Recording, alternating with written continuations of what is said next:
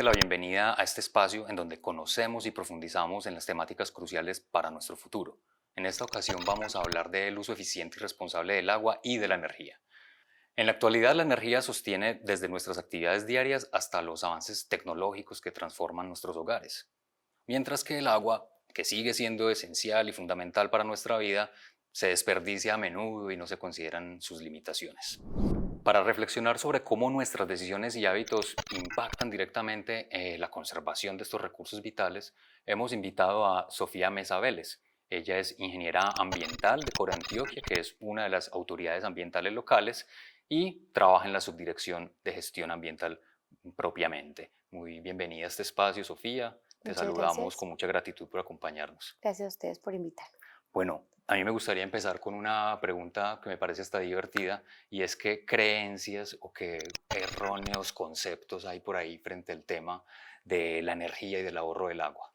Bueno, es importante mencionar de manera preliminar que la cultura proambiental va muy de la mano como en nuestra idiosincrasia, ¿cierto? Y las creencias que tenemos, que lo estamos comentando ahorita, y muy de la mano de nuestros patrones de crianza. Una de los mitos más infundidos es introducir una botella de agua llena en la cisterna del inodoro ayuda a reducir el agua. Debemos comprender que el consumo va de la mano de los metros cúbicos que yo demando en mis actividades diarias. Si tú te pones a ver la estructura de la cisterna, tiene un volumen determinado. Entonces, digamos que el ahorro va a ser funcional en la medida que ese diseño de ese tanque esté acorde a las necesidades del consumo diario. Entonces, de ahí que desestimemos esta práctica, no es una mala praxis, pero lo que podemos llevar es al deterioro del tanque, tener fugas que sí conllevan a un consumo superior del agua. Eso en materia de agua. En materia de energía, tenemos digamos que muchas creencias. El encendido y el apagado permanente de las bombillas hace que consumamos más energía. Es importante partir del principio de funcionamiento, por ejemplo, de los sensores de luz, ¿cierto? El principio de ellos es que están permanentemente apagados y solo se encienden a demandas, aunque eso incluya un intervalo de tiempo corto, ¿cierto? Ahí desestimamos que prender y apagar las bombillas consumen más energía de lo habitual. Sofía, tú representas una autoridad ambiental. Aquí en nuestro departamento tenemos 4 autoridades ambientales. Mm, Desde este tipo de corporaciones o entes, ¿qué se está haciendo en términos de educar a la gente? O sea, ¿hay un esfuerzo, digamos, suficiente frente al consumo energético y de agua? Bueno, digamos que las autoridades ambientales no podemos perder de vista que desde su concepción mismas digamos que de los instrumentos normativos, por así decirlo, tienen una función misional y es administrar los recursos naturales. La educación va a ser transversal o va a ir de la mano a la administración de esos recursos naturales, pero ejerce más unas labores, entre comillas, policivas, digámosle policivas porque emite conceptos, permisos, licencia y procedimientos sancionatorios en caso tal de una administración inadecuada del recurso natural. Sin embargo, tiene dependencias sí dedicadas a la prevención en la adecuada utilización de esos recursos, que es lo que hace, por ejemplo, gestión ambiental o lo que hace la subdirección de cultura. Se tienen programas de redes de jóvenes, de adultos mayores, de guardianes de la naturaleza, que es con los niños, que va muy de la mano en mostrar los programas que hace la corporación en el cuidado de la calidad y la cantidad del recurso hídrico, ¿cierto? Digamos que esos son medios masivos para llegar a todo tipo de comunidad con proyectos específicos. Sin embargo, desde el mismo gobierno hay algunas estrategias que se han planteado desde la parte educativa, propiamente dicha, que son los que conocemos como PRAES y PROCEDAS, que son los programas ambientales escolares. Ellos están enfocados directamente en la educación ambiental desde temprana edad, ¿cierto? Entonces, digamos que Corantioquia como autoridad ambiental, y lo hacen las demás autoridades ambientales, tenemos programas en territorio para llegar a diferentes sectores productivos previamente identificados como altos consumidores del recurso hídrico. Tenemos otros en materia de prevención eh, y desde la parte de educación ya de instituciones propiamente dichas, lo manejamos a través de estos programas. Bueno, ahí vemos cómo va bajando entonces desde el gobierno hasta otro tipo de instituciones como las escuelas justamente, pero ¿qué pasa en los hogares? O sea, cómo las familias son un poco agentes de cambio a la hora de educar a los hijos, esas nuevas generaciones que vienen con otras informaciones.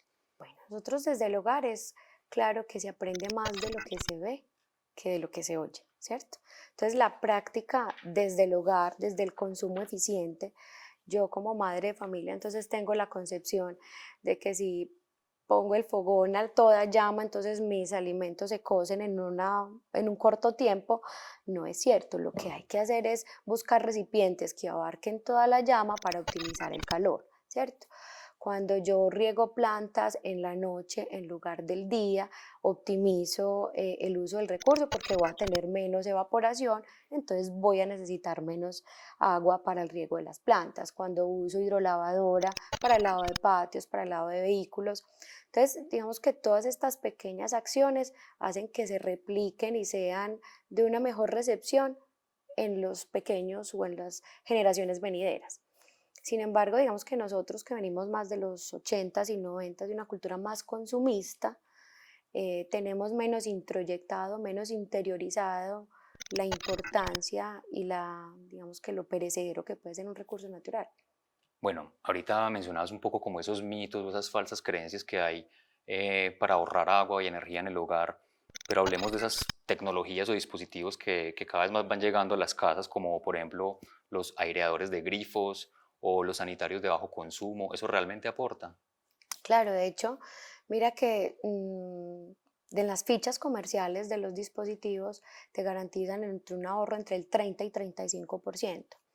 Sin embargo, sucede algo muy particular y es ambiguo y es que tú cuando tienes un dispositivo ahorrador en casa, tiendes a ser más derrochón, porque dices, bueno, entonces yo voy a abrir más el grifo porque sé que tiene el aireador. Entonces, las tecnologías funcionan sí, solo si va de la mano de mi conciencia en el uso eficiente de ese dispositivo.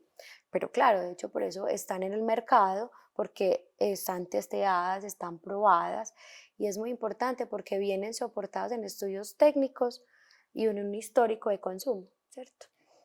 Cuando tú te fijas en la factura de servicios públicos, es muy amigable frente a la interpretación que tú le puedas dar. Entonces hay unos gráficos de barritas que te van a mostrar cómo es tu comportamiento. Y generalmente vemos que en diciembre, por ejemplo, esa barra se ve gigante A en el tope. consumo de electricidad. Entonces, digamos que todos estos históricos sirven para que yo como diseñador de la industria privada eh, tenga adaptado adecuadamente los dispositivos conforme a lo que el mercado me ha mostrado. Entonces, son eficientes, claro. Sí, solo sí, yo les doy un buen uso. En el hogar, en las labores de la casa, se gasta muchísima agua en la lavadora, en las duchas, pero en términos energéticos, en términos de energía eléctrica, ¿qué dispositivos o cuáles son las salidas más importantes o los desperdicios más importantes de energía en la Claro, casa? los consumos fantasmas que llamamos. Entonces, en un primer momento, los dispositivos electrónicos que mantenemos enchufados, ¿cierto? Claramente, para dejar el consumo hay que desenchufar. Ya sabemos, de hecho, uno puede hacer el ejercicio de poner la mano sobre un módem, los módem reguladores de los internet, ¿cierto? De los Ujú. servicios de internet y permanece calor, es una fuente generadora de calor. Eso te quiere decir que así esté apagado sigue consumiendo electricidad. Entonces, la mejor práctica es, si yo no estoy usando los dispositivos, llámese computador, consolas de videojuego, televisor, mantener desenchufados. Ujú. También importante, la nevera, por ejemplo, es el electrodoméstico que más consume electricidad. Entonces, tener un buen hábito en el uso de la nevera. ¿Qué es tener un buen hábito? Yo voy a hacer el almuerzo, ¿cierto? Entonces, en una sola abierta de la cocina voy a sacar todo lo que voy a utilizar durante esa preparación. El ejercicio de entrar y de abrir y cerrar la nevera hace que los impulsos consuman más electricidad, Ese no es mito, ese sí es verdad. ¿cierto? Entonces es importante tener una buena planificación del uso de los electrodomésticos. No es un mito, por ejemplo, la utilización de la lavadora en carga llena. Efectivamente, lavas una cantidad de ropa con menos energía y menos consumo de agua. Ese, por ejemplo, es un buen tip. Recolectar el agua de la segunda lavada de la lavadora. Incluso, fíjate que esa agua que se recolecta tiene trazas de jabón, tiene trazas de nitrógeno y fósforo que a su vez se convierten en nutrientes porque vienen diluidos. Entonces lo puedes emplear en el riego de plantas, No por tenía ni ejemplo. idea. Mira, Se puede emplear en el riego de plantas, por ejemplo, y es bastante efectivo. no las va a afectar por el hecho de que sea un agua jabonosa, entre comillas. Claro, tienen Importante, nutrientes que vienen en dilución que pueden ser asimilados perfectamente por la planta. importante. Desde tu concepto como ingeniero ambiental y también pues trabajando en una corporación que es una autoridad ambiental, ¿qué piensas sobre el uso de energías renovables en casa, como los paneles solares, este tipo de mecanismos? Altamente atractivos porque finalmente pues te representa un consumo menor de recursos naturales. Sin embargo, es que debe considerarse todos los pormenores o la letra chiquita que tiene el uso de paneles solares. Estamos hablando que para generar 500 voltios, por ejemplo, se necesitan entre 5 u 8 paneles solares. Entonces, estamos hablando que no solamente requieres la inversión del panel solar, sino una infraestructura idónea que tu casa soporte el peso de 5 paneles solares, ¿cierto? Entonces, digamos que en los modelos constructivos que tenemos nosotros, en nuestras viviendas tradicionales de techo en teja de barro, no tenemos la infraestructura adaptada para tener paneles solares. Sin embargo, ahora que estamos en construcción en vertical, mucho edificio para poder acomodar tantas personas que están llegando, es una buena estrategia para estas futuras construcciones, para estos nuevos procesos que se desarrollan en las periferias, poder aprovechar la luz solar. Por ahí he leído algunos como proyectos interesantes de corte comunitario, grupales, colectivos, en los que tienen como ese montaje de energías renovables para distribuir entre todos. Cuéntanos aquí en el contexto local de Antioquia, Medellín o el área metropolitana, qué iniciativas locales, comunitarias has visto pues que aprovechen justamente las energías y que promuevan el uso eficiente de estos recursos. Digamos que las culturas ambientales o lo que hemos visto a lo largo del boom ambiental, nos hemos centrado y dedicado nuestro esfuerzo en la separación eficiente de residuos sólidos, pero hemos también visto que no logra generar el impacto deseado, por ejemplo, los residuos sólidos que llegan al relleno sanitario, ¿cierto? De ahí que haya que cuestionar frente a esas estrategias ambientales que nosotros como sociedad hemos ido desarrollando y hemos ido inculcando a las nuevas generaciones. Eh, Hay un proyecto que se llama las ecohuertas ambientales que me parece brillante porque es multipropósito. Es educación ambiental, es seguridad alimentaria, es captura de CO2, es impacto en huella de carbono.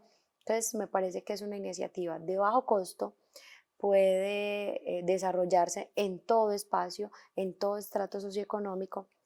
Me parece que es positivo, ¿cierto?